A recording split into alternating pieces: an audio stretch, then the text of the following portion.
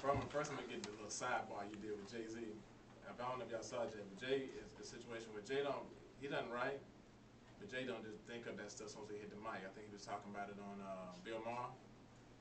In a situation, I do that.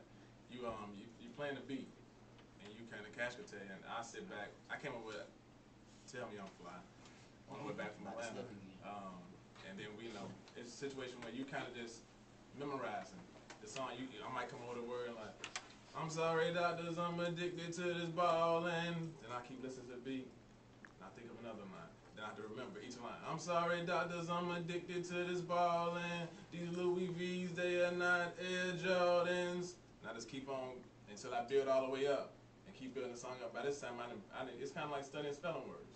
You know, you keep telling yourself it to memorize spells. So, but when I come up with my music, man, I throw that beat on, man. If the beat don't move me, I can't rock. You know what I mean? Like, I get excited, turn the beat on, I get to moving and turn it on if I feel it, and I start thinking, okay, how I want to hit this. Or do I want to do something soulful, or do I want everybody to bounce on this one, or, what experience did I have this week, or where I was at? Because if I was in Cali, then I might be on some, how they groove was when I came from that spot. But if I'm down here and I'm like, okay, I was in Charlotte, I was embraced by my city, I might want to do something where I'm like, to rep from where I'm from, you know what I mean? So it just depends.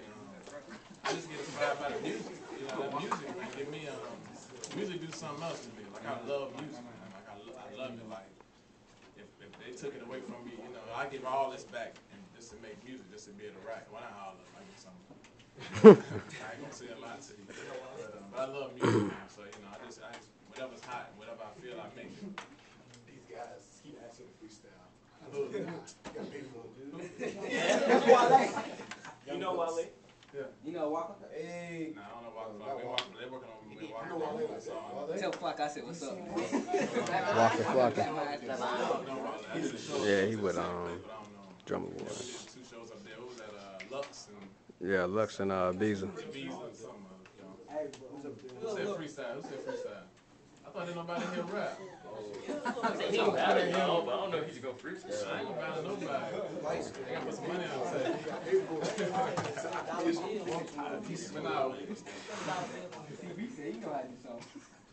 Is anybody in? So nobody been serious. Nobody in here that rap, sing. I do poetry, bro. You do poetry? That's what's up. That's what's up. You good? You do a beat? That's what's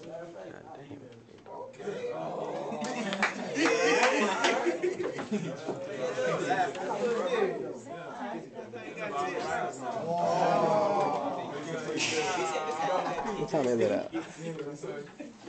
They let out.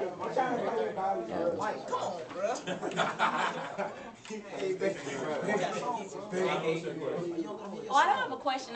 Since you didn't touch on it, I was just gonna tell them, my little story about how you all as a family grew from disorganization to organized. Y'all want to know to say? I want me to tell you. I want you to tell us. Excuse me. We got butt out, woman. But now we got well, I started off with Hood Superstar. Hood Superstar is label. It's Hood Superstar Entertainment. We about to switch from an LLC to an incorporation. What's the difference? The difference in the LLC and the incorporation. A limited liability company is pretty much members, and on the tax side, being incorporated helps out a lot more because we can put the label is hiring us, so it helps out with the label might make this money, but we can. When you start doing taxes, trust me, that'd be a take. But The easiest way, if his company ever goes bankrupt, he can keep all the money he owns. But if the company ever goes bankrupt, his company could be at zero, and he would never lose a dime on his own personal money. They can't come after him. Yeah, they can't sue. Well, I am the owner,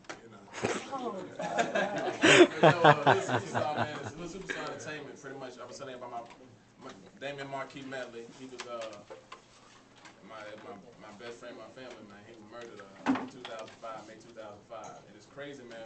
I'm glad I'm in here with y'all brothers, man. And I want y'all to let somebody else know. He was murdered in domestic violence. But the crazy, no, he was murdered. It's the crazy, you hear about women who get beat. And women who get murdered and things in domestic violence. But men get, it's a lot of situations. He didn't get beat by no woman.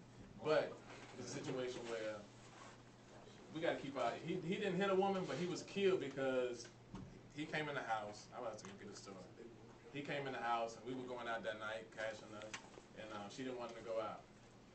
Now, She didn't want to go out, so she came in and she was beefing. And, you know, as women are more emotional and smaller than us, they charge it up. So I've been through it. I'm pretty sure y'all have been through it. A woman get upset, yeah. It's best to just walk away. It's best to just leave. Just leave. You know, don't hit her, ever. I ain't never hit a woman. I've raised around all women. Don't ever hit her. But just leave, because in a situation where he didn't leave, he was still trying to get dressed, and she was still trying to mess with him. She went outside and hit his Range Rover with a brick and all this other stuff, and he was still getting this and that. But he was cool. He didn't know. She came in there and was fighting with him, and her son came in and saw her fighting with him, and saw her fighting with him. And when he saw it, because he came around the corner, all he saw was his mother messing with his man. He automatically assumed that he was beating on his mom. Before that, if somehow she brought a gun out into the situation, and he grabbed the gun, and when he grabbed the gun, he was 10 or 11, he shot the gun off, and the gun hit him in the shoulder. When it hit him in the shoulder, it hit him in his collar and ricocheted down into his body. So he was killed in domestic violence. She didn't go to jail. The little boy went to jail for a year and got released. They didn't go to jail because we wanted the little boy to go to jail because it was murder. You know, but what happens is they said, well, how can we lock a little boy up who came in the room and mistakenly thought that he murdered, that somebody was beating on his mother? He was just trying to protect her. So when I say that, man, I just say with domestic violence, you got to be careful with women. If you get in a situation with a woman, just walk away. I don't care if you got to run away. Don't hit her because they locking you up. And you don't hit no women, period. They smaller than us. You know what I mean? Like, we all got mamas in here. Period, point blank, whether we, you know, we all have them. We got sisters or whatever. But it was a situation where that happened. So, but with Hood Superstar, he used to always call us the Hood Celebrities, Hood Superstar. So when he passed, I was real depressed, man, for like a couple months. My eyes couldn't move. I was sick about it. You know, and I still get sick about it. You know, that was my ace, but he used to say Hood Superstar all the time. So we incorporated that on his marker. I got Damian Marquis Medley, and I got Hood Superstar at the bottom of his, you know, marker. But we started it from him to keep his name alive. And I said I was gonna go hard, but that's the only reason I started with the music. And I was, you know, we started it 6 months after I got over being sad about it, and we started it from there, man. Hood Superstar is Cash, Capone, Chase, Black Sun, myself, Champ, you know, and Denata helped us with a lot of publicist work. She's helped us get a lot of things going on. She's really helped us in the beginning. We gotta get her back on board. But that's what Hood Superstar started from. And it come from a bunch of guys with single mothers who say, you know what, and came from nothing. And our fathers one day, and their fathers one day, and they kept going and say, you know what, we're gonna break these generations of curses. And we're gonna be fathers to our kids. We're gonna be, if we ever become husbands, you know, be husbands to our wives and be good men to change it so that our kids can have something in their kids. Because none of our families has ever seen nothing, none of them. And we work together. And we came from nothing. We bump heads, and now we can support one another.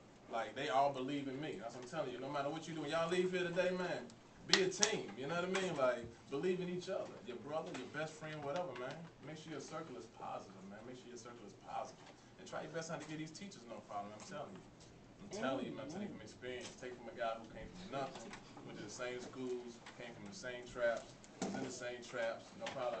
Y'all older cousins who was getting it. You know what I mean? And just do something better, man. Just change it, man. It ain't hard, man. Before they leave, just what you're talking about right now, and then at some point you made the choice. Yeah. And I mean, look where you ended up. But Yeah. how did you make that choice? I mean, did you do it yourself? Did you get help? Did you just in your head say, I'm going to go a different path? Honestly, the thing that changed me on my side was just, you know, when Marquis passed, before that, my cousin Jamie passed, and it was just an eye-opener. It was just a situation where I had to look at the situation like, and watch my father go to jail, you know, I had to just think about everything. It was like, what am I